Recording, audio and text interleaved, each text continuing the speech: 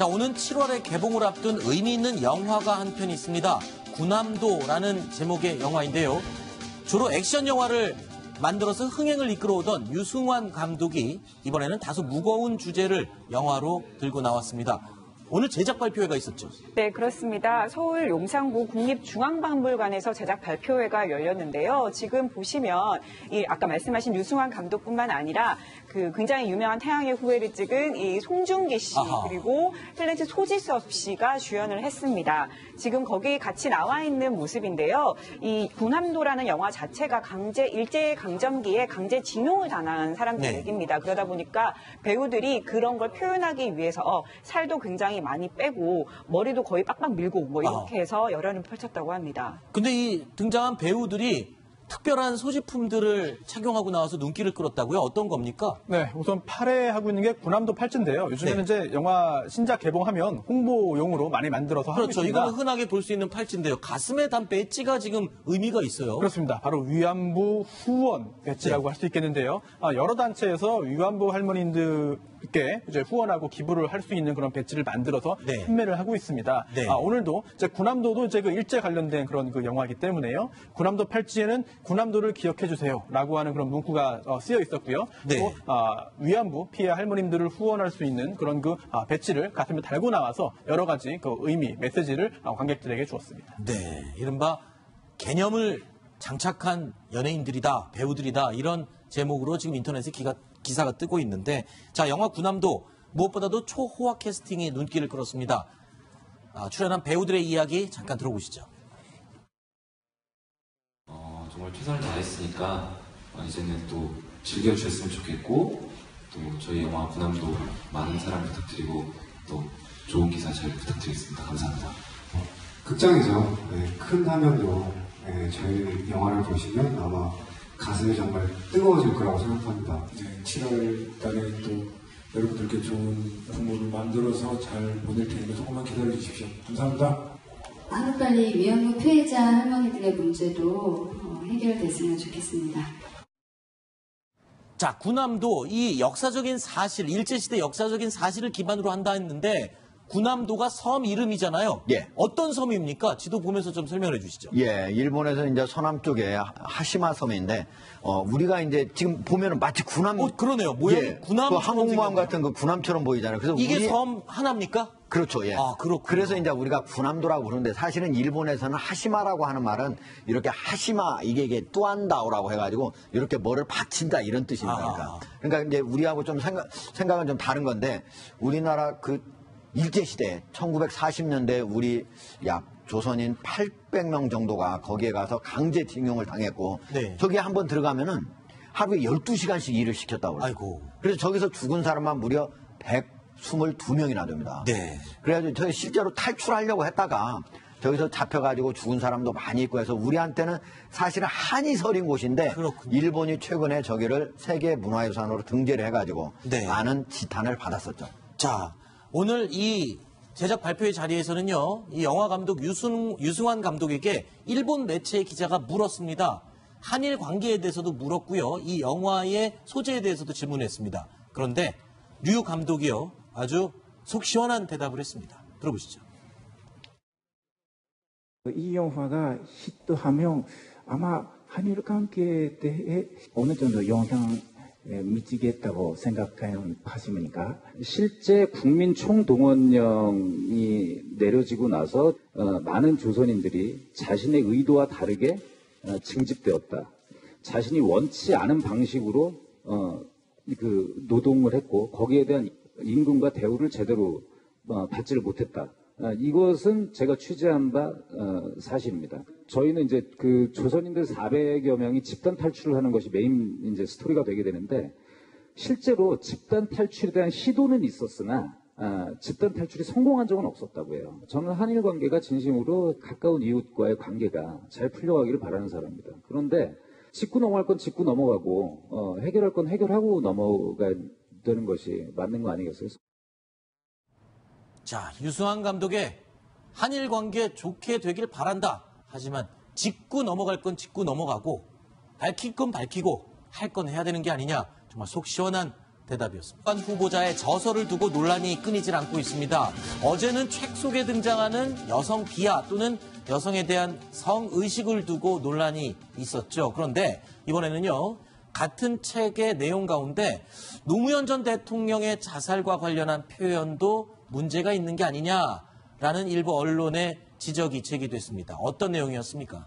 네, 이 문제의 책에 바로 또 다른 내용이 들어가 있는 건데요. 지금 보시면 2009년 5월 23일 노무현 전 대통령의 자살이 국민들에게 큰 충격을 줬는데 선례를 만든 건 아니지만 검찰 조사를 앞두고 자살을 택하는 정치인이나 기업가들이 많았다라고 하면서 이런 내용을 적었습니다.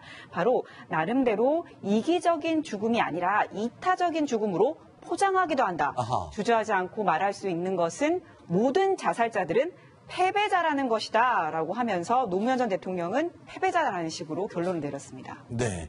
글쎄요. 이 내용도 또 앞뒤 문맥을 또 파악을 해야 봐야 되겠지만 이 표현 아무리 그렇다고 해서 이 표현만 떼는 것만이라도 해도 이건 좀 문제가 있는 표현이 아닌가요? 그렇죠. 전체적으로 아마 이제 자살을 하지 말라는 그런 취지로 이제 그렇겠죠, 하다가 그건. 이제 네, 쓴 네. 장면이긴 하지만 그럼에도 불구하고 노무현 대통령이 마치 커다란 비리 때문에 그거를 감추기 위해서 마치 자살한 것처럼 이렇게 네. 쓴 거에 대해서는 이거는 이제 원래 적어도 우리가 보면은 상당히 이제 뭐 친박 세력이라든지 이렇게 극우 쪽에 있는 사람들의 어떤 논리거든요. 네. 근데 지금 문재인 대통령의 첫 번째 조각 거기에서 법무부 장관을 하겠다는 사람이 그런 생각을 갖고 있다고 하는 거는 네. 제가 보기에는 도저히 이해가 하기 힘든 거고 그전에도 보면 무슨 뭐 술과 여자 이런 문제에서는 뭐 없으면 장모라도 있어야 술맛이 나는 식으로 이렇게 쓴 것 자체도 제가 보기엔 여성에 대한 엄청난 비하고 네. 어떻게 해서 과연 그전에 자기 자신이 장관이 되리라고는 꿈에도 생각을 안 해봤는지는 모르겠지만 책에 이렇게 썼다고 하는 거는 평소에 자기 자신의 생각을 쓰는 거거든요. 그냥 술 마시다 한마디 한 게 아니잖아요. 네네. 그런 측면에서 사실은 상당히 부적격이다. 이렇게 생각을 이 책 말고 또 다른 기고문에서는 또 노인을 비하하는 발언이 있다라고 보도가 됐는데 예. 어떤 표현이 노인을 비하한 걸로 지금 꼽히고 있습니다. 그러니까 이제 노인을 루저라고 했는데 노인들이 대부분 이제 정년퇴직하면은 지금 이제 건강 때문에 네. 산을 많이 다니지 않습니까? 네. 돈이 있으면은 뭐 다른 걸 하겠지만 골프도 치고 하겠지만 그러지 못하기 때문에 이제 산을 가는 건데 그거를 마치 세월에 밀려난 루저들의 술 냄새. 그러니까 산에 가서 뭐 가끔 내려와서 술도 마시고 하는 걸 저런 식으로 표현했는데 노인 입장에서 보면은 그리고 자기의 건강을 챙기기 위해서 산에 가는 사람들 입장에서 뭐 상당히 기분 나쁜 얘기죠. 그리고 네, 또 여성도 또 약간 비하하는 듯한 표현이 있었다고요? 그렇죠. 산에서 마주치는 여성도 편치 않다. 진한 화장품 냄새에 나무와 풀이 질식할 지경이다. 저렇게 얘기하는 거는 제가 보기에는 좀 여성에 대한 기본적인 그런 가치관. 네. 그런 것들이 좀 일반적인 사람과 차이가 많다.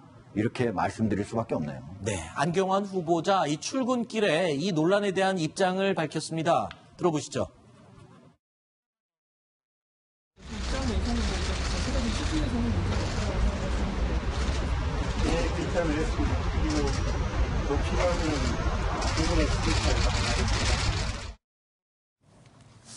자, 안경환 후보자는 계속 이 책의 전체적인 내용을 파악을 해달라, 판단을 해달라. 이거는 남성에 대한 문제점을 지적하는 것이지 여성을 비하한 건 아니다라고 이야기를 하고 있는데 네. 글쎄요, 전체적인 의미는 그렇지만 저런 표현 자체에 대해서는 좀 사과를 빨리 하는 것도 더 지금 일 진행에는 더 좋지 않을까 이런 생각도 드는데요. 어떻습니까? 직업 정치인이었다면 그렇게 했을 겁니다. 네. 그런데 이제 학자이고 또 책을 썼던 사람이기 때문에 그렇게 하지 않는 것으로 현재까지는 보이는데요. 그렇게 뭐 사과를 했다 한다면 훨씬 부드러워지긴 하겠죠. 그러면서 혹시 앵커님 그 남자란 무엇인가 이 책 읽어보셨습니까? 자, 다는 아니고요. 이 보도 때문에 제가 발췌해서 몇 페이지를 네. 좀 읽어봤습니다. 저는 사실 이 책 못 봤거든요. 네. 그렇기 때문에 제가 이 책 전체를 읽어달라. 전체를 읽으면 뭐 맥락은 다를 것입니다라는 말씀을 제가 직접은 못 드리겠습니다만 그렇기 때문에 이 책의 다른 부분을 한번 좀 소개할까 합니다. 짧게. 네. 이 책에 이런 내용도 있어요. 사회적 관점에서 볼 때 성매매는 노동자의 절대 다수인 여성을 차별하고 착취하는 악의 제도이다라든지 네. 기타 뭐 공공장소에서 성폭행은 범죄입니다라는 표어가 있는데 너무나 자명한 사실을 거듭 강조해야 하는 이 상황이 안타깝다라든지 네. 이게 다른 부분을 보자면은 여성을 비하했거나 아니면 성매매를 옹호했거나 이런 내용이 아니라 오히려 좀 반대의 내용들이 지금 책에 있거든요. 네. 물론 저도 전체를 못 읽어봤습니다만 아마 전체를 읽어보신 분들이 지금 이 책에 대해서 서평을 많은 분들이 이미 쓰셨습니다.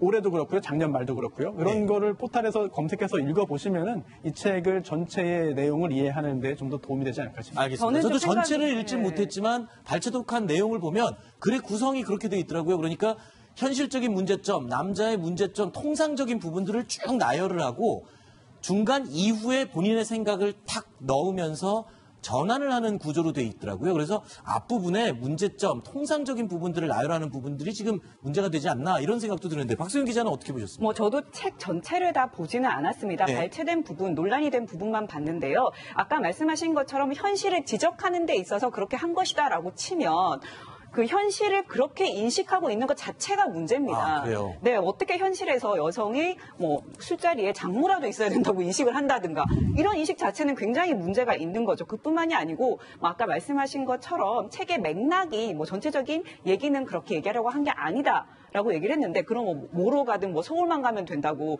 정체적인 뭐 주제, 의식 이것만 맞으면 그 내부의 표현 하나하나는 문제가 되지 않는다. 그건 아니라고 생각합니다. 알겠습니다. 저희 뉴스탑10 패널들 사이에서도 이 책의 내용과 표현을 두고 의견이 조금씩 다른 걸 보면은 분명히 논란이 있는 거는 맞는 것 같습니다. 근데 아마 문재인 대통령은 이런 내용까지는 미처 생각지는 못했을 거예요. 그렇겠죠. 사실은 이제 안경환 장관 후보자 같은 경우에는 검찰이 인권 침해를 많이 한다. 검찰 개혁이 좀 필요하다. 이런 생각을 원래 갖고 있었던 사람이거든요. 그래서 문재인 대통령은 그렇다면은 검찰 개혁에는 적임자다 해가지고 한 건데 갑자기 이런 일들이 이제 튀어나오게 된 거죠. 네. 결국에 이제 이거는 만약에 자기 자신의 생각이 이렇다라고 하는 걸 끝까지 고수한다면 이건 문제가 있습니다. 네. 그런데 내가 다른 얘기를 쓰려고 예를 든 것들이다. 이렇게 했다면 좀 차이가 있을 수 있는데 빨리 안경환 후보자가 이 문제를 해결해야 될 것 같습니다. 아마 지난번에 그 2006년에 조영래 평전도 쓴 적이 있거든요. 네. 안경환 후보자가. 그 당시에 그 권인숙, 지금 교수죠. 네. 그 부천서 성고문 사건 피해자. 그분이 쓰는 글을 보다 보니까 그걸 굉장히 비판하면서 네. 그 중에 이제 여성에 대한 어떤 성적 비하 그런 표현들이 그 책에도 있었던가 봐요. 네. 그런 부분은 이제 비판한 글을 봤는데 그런 걸 본다면 이 안경환 후보자 평소에 이 성향이 좀 리버럴 로맨티스트라고 할까요? 뭐 이제 네. 그런 성향이 좀 있어서 아마 글을 쓰는 데서 굉장히 그런 표현이나 이런 것을 너무 쉽게 생각하고 막 썼던 그런 영향이 좀 과거부터 있었지 않나 싶습니다. 그렇군요. 자, 이제 중요한 건요. 안경환 후보자에 대한 얘기를 하는 이유는 청문회 얘기입니다. 이 청문회의 존재 이유는 다 통과시켜주면은 왜 청문회를 하겠습니까? 분명히 검증을 하고 거르고 낙마가 되고 이래야 청문회가 존재하는 이유가 있을 텐데 이 과거에도 보면요. 청문회를 통과하지 못한 인원들이 꽤 됐습니다. 그렇죠? 그렇죠. 일단 저 중에서 국회의원은 한 명도 없습니다. 네. 국회의원 출신은 한 명도 없고 전부 다 이제 의원 출신들은 100%다 통과가 100% 됐고요. 다 됐고요. 낙마한 사람들은 전부 다 비정치인들인데 네. 김대중 정부에서는 2명, 노무현 정부에서 6명, 그리고 이명박 정부에서 12명, 박근혜 정부에서 10명인데 이렇게 갑자기 늘어난데도 이유가 있죠. 그러니까 인사청문회가 원래 도입된 건 2000년이지 않습니까? 네. 그때는 이제 국무총리 등에서만 도입이 됐고 이 국무위원 전체에 대해서 도입된 것은 2005년 7월이에요. 그러다 보니까 이제 특히 노무현 정부 후반기에부터 도입이 되다 보니까 이명박 정부에서부터 숫자가 많이 늘어난 거죠. 12명, 그리고 박근혜 정부 10명. 그렇군요. 그러면 지금 이 청와대에서도 소위 말하는 출구 전략, 그러니까 어쩔 수 없는 지금 상황이라면 누군가 한 명은 상징적인 존재로 낙마자 하나를 꼽아야 된다. 이런 입장이 지금 다가온 것 같아요. 이렇게 되면 이 중에 누가 지금 유력한 제1호 낙마자가 될까요? 왜냐하면 청와대 입장에서도 모두 끌고 갈 수는 없지 않습니까? 한 명 정도는 낙마시켜줘야 야당과도 뭔가 얘기가 통할 거 아닙니까? 누가 지금 유력한 1호 낙마자로 얘기가 나오고. 근데 이제 지금 그 화면에 나오는 이제 네 분의 후보자들이 있는데 저희 뭐 저기에서 누구라고 제가 이렇게 얘기하는 순간에 그 사람이 이제 가장 희생자가 될 수가 있기 때문에 제가 그렇게 말하기는 좀 어렵고요. 조심스럽군요. 예. 네. 그건 좀 어려운데 사실 이제 가장 전체적으로 5개 기준에서 누가 가장 많이 걸리고 죄질이 좀 안 좋느냐 그렇게 하기로 하면 사실은 강경화 외교부 장관 후보자가 가장 셉니다. 저희 네 사람보다. 네. 예. 그런데 이제 문재인 대통령이 가장 어떻게든 구제를 하려고 하는 사람이기 때문에 법적으로 사실은 뭐 그냥 뭐 국회에서 인사청문회 그 어떻게 하든지 간에 상관없이 임명할 수 있지 않습니까? 그러니까 이제 그 중에 다른 사람이 어떻게 될 가능성이 있는 건데 제가 보기에 앵커 말씀대로 누군가 희생자로 만약에 해야 된다. 그건 저는 반대입니다. 그건 있을 수 없는 거죠. 기준에 맞으면 하는 거고 기준에 너무 부적격이다. 그런 사람은 낙마를 시켜야 되는 거죠. 실제로 미국 같은 경우에 200년 동안 장관 한 500명 정도의 인사청문회 가가지고 9명뿐이 그 낙마를 안 했거든요. 그러니까 그런 것들을 봤을 때 기준에 합격하면은 당연히 해야 되는 거죠. 네. 자, 지금 속보가 들어와 있습니다. 문재인 대통령이요. 북한의 호응을 촉구했습니다. 미사일 발사를 중단할 시에는 조건 없이 대화를 하겠다. 핵 미사일, 핵 개발, 그리고 미사일 발사 도발을 중단할 시에는 조건 없이 대화를 하겠다라고 밝혔고요. 북한의 호응을 촉구를 한다라고 밝혔습니다. 북미 관계 정상화까지도 논의할 의향이 있다라는 입장을 천명을 했습니다.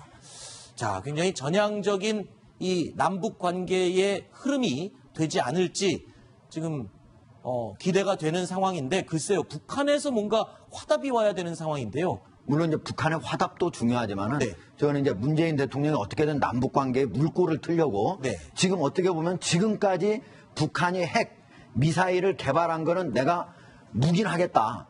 그리고 더 이상 앞으로만 안 하면 내가 앞으로 남북 관계를 잘 가져가겠다. 북미 대화까지도 해가지고 뭐 수교 뭐 평화협정 이런 체결까지 가겠다고 하는 얘기인데 과연 남한 내에서도 즉 우리 이 내부에서도 그거에 대해서 찬성 의견이 많을지 이거가 사실은 의문입니다. 네. 지금 현재 우리의 기본 입장은 북핵은 절대로 용인할 수 없다고 미국도 그렇고 심지어 그렇죠. 중국도 북핵은 용인할 수 없다거든요. 과연 지금까지 개발되는 마지막 지금 앞으로 마지막 남은 한 번의 핵실험 정도가 남아있는 건데 5차 핵실험까지는 모두 인정해주고 6차 핵실험만 안 하면 그러면 우리가 대화로 가겠다? 과연 그거를 많은 사람들이 찬성할 수 있을지 제가 보기엔 그렇게 많은 사람들이 찬성하기는 어렵지 않을까 이런 생각을 해봅니다.